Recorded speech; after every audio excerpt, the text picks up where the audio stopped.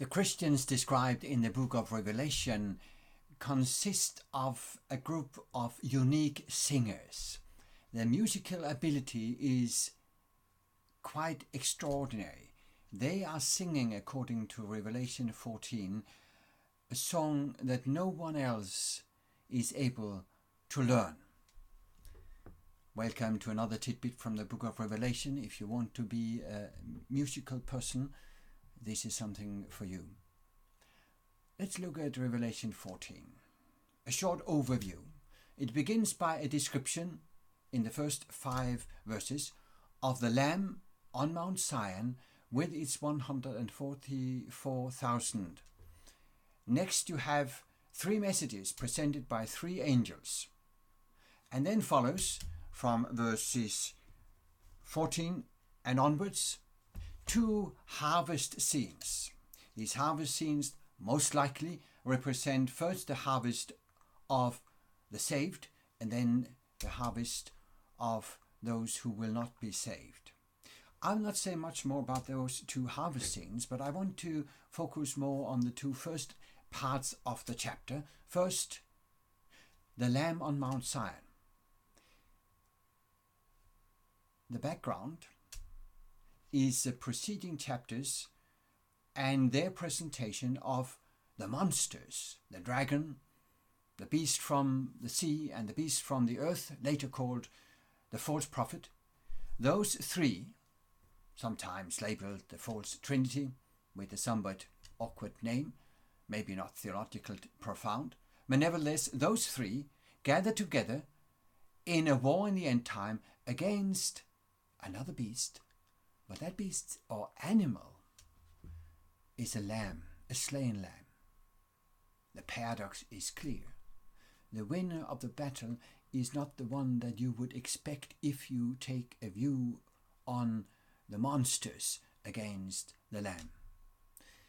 Now the location is interesting.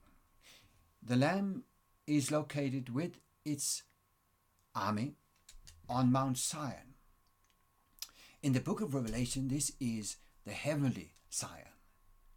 This is where the saved have been presented for John earlier. In 7:15, John is seeing the saved in the temple worshipping God. In 11:1, he's referred back to that group which he sees, and here in chapter 14 he is seeing them again along with the Lamb on Mount Zion. In chapter 7, this group of 144,000, which is the number he hears, is identified with the large crowd. There's not really any textual reason to question that identification. He hears the number, he sees the crowd. The number and the way they're presented is like an army. This is the army of the Lamb. And now once again he sees them. And there are a couple of expressions that are unique to them. First, the one we looked at. It is told that they are singing, they are worshipping God. They're singing a song that no one else is able to sing. Now this is not in contrast to other saved.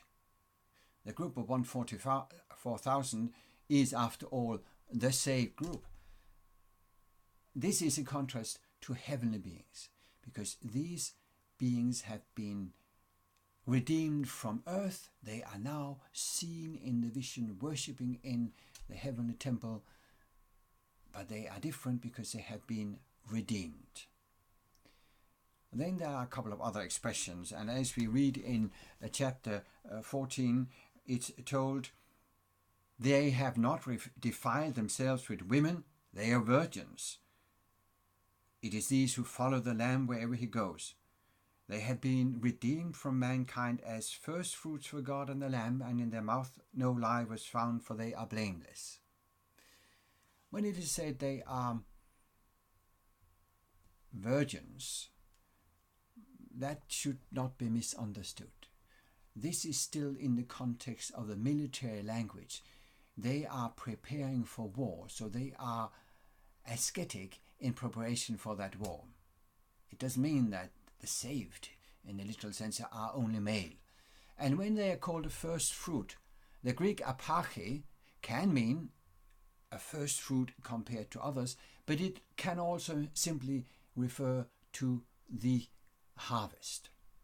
One final little word about this group of 144,000, so often misunderstood and now discussed quite heavily in some circles. This is a symbolic number, which means it is a symbol of the saved or God's people in all ages. As such, this group naturally represents the people of God in the end time. This is the very nature of a symbol. The symbol can be represented in a specific historical period. It can represent the people of God, and that's why you sometimes will find the 144,000 as the saved as such from all ages, or you can find it as a specific people of God, the group that is going through the last big trouble. And then to the next. From heaven, from the heavenly location, 3 angels are sent. They follow each other. The word for follow doesn't mean that they are in a separated sequence. No, they follow along, so you would see them in the vision in the same, let's say, catch of the eye. The first angel gives an invitation, or an appeal, as I would say, and then the next an invitation, and the last one an awful warning. The appeal is simple: fear God and worship him who has created. It is said that this is the eternal gospel. There is nothing said here that is not in principle agreeing with what God has spoken through the Spirit in the Gospels, in the Acts, through the prophets, and so on.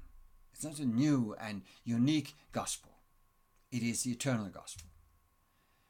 Next, this angel, this representation of God, is inviting people to worship just like the heavenly beings in Revelation 4 and 5 have been worshipping. So the appeal is to the people of the earth, to you and me and everyone, to learn to sing so you are prepared to sing with the choir in heaven, to get into harmony with heaven. Singing becomes the metaphor for being prepared to live with holy beings forever. Then you have the invitation to come out of Babylon. This is the first time that the mighty power and enemy of Babylon is explicitly mentioned in the book of Revelation. And for our next tidbit, we will look at the whole pattern of history of the Old Testament, which is repeated here in Revelation in symbolic terms in regard to Babylon. And then you have this third angel giving an awfully, frightfully serious warning. If you do not heed to the invitation, and if you choose to worship the beast and take the mark, then this is what will happen to you. And sometimes it's misunderstood. Let's read. If anyone worships, that's verse 9, the beast and its image, and receives a mark on his forehead or on his hand, he also will drink the wine of God's wrath, poured out full strength into the cup of his anger. And he will be tormented with fire and sulfur in the presence of the holy angels and in the presence of the Lamb. And the smoke of their torment goes up forever and ever, and they have no rest day or night, these worshippers of the beast and its image, and whoever receives the mark of its name. There are 4 verbs present in this sentence, because you have what is called a chiasm. The first one, speaking about those who have taken the mark, he will drink the wine of God's wrath. That is poured out during the time of the plagues, which are described in the following chapter. Then there is the torment with fire and sulfur in the presence of the holy angels of the Lamb, that is a later event after the 1,000 years, chapter 20. And then the next one is linking itself to that, still after the 1,000 years, the smoke of their torment goes up forever and ever. What does that mean? That simply means this is an action that will end. The smoke means that the result cannot be taken back. In Jeremiah 17:27, you have a similar phrase, a description of Jerusalem that will burning, and the burning will never cease. Why? Because the result cannot be redone. It's not a description of eternal, everlasting, continuing torment. And then it is said, they have no rest day or night, and that is back to the time during the plagues. Now, that is a hard place to finish a tidbit from Revelation 14, so let me finish with an extra.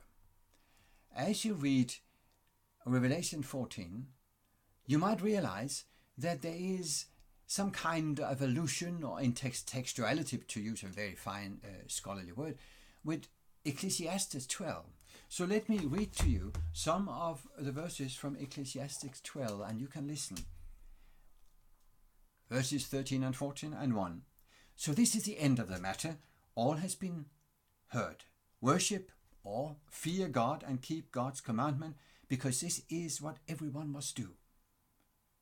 God will bring everyone to judgment. And then it was also said, remember your Creator in your prime before the days of trouble arrive. Dr. Jacques Ducang has very clearly shown that this last part of Ecclesiastes 12 has eschatological notions. It goes to the end not only of a person's life but of time. So think of the reflection. I will put some extra material on when I download it. Think of the reflection of Ecclesiastes in the book of Revelation, the themes of fear and worship, the judgment that comes to everyone, the universality. This is what everyone should do. This is a message to everyone. The keeping of the commandments of God, the Sabbath.